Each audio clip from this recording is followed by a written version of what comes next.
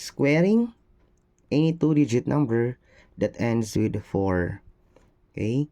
So, the last digit of your answer is always 6. Why? Because you have 4 times 4 is 16. 6 is the last digit. And you have always plus 1 for the next step. What is the next step, sir? So, to multiply again the tens digit by 8.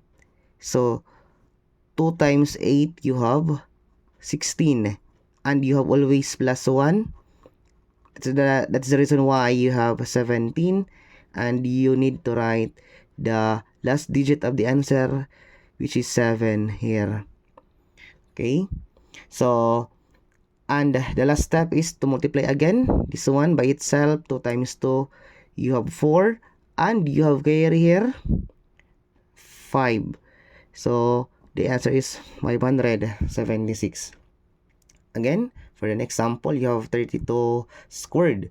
So, again, automatics, the last digit of your answer is 6.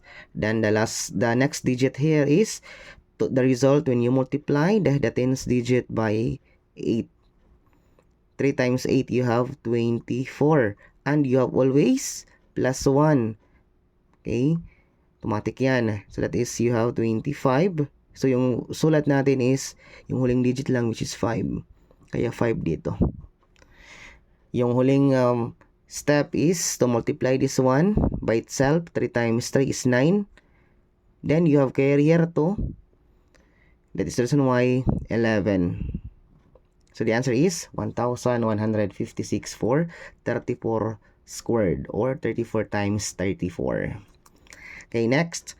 Automatic, 6 yung last digit natin. Then, the next digit here is, so you will multiply this one by 8. So, 5 times 8, you have 40. Then, automatic, again, may plus 1 yan. Katulad sa taas. Okay, so that is 41. Okay, so, yung 1 lang yung sulat natin. Ano mangyayari sa 4? Carry siya sa last step. So, yung last step natin is to multiply this one by itself. 5 times 5, you have 25 plus 4, you have 29. So, the answer is 2,916 for 54 times 54. How about dito mga idol? Ano kaya yung kanyang sagot? Mentally.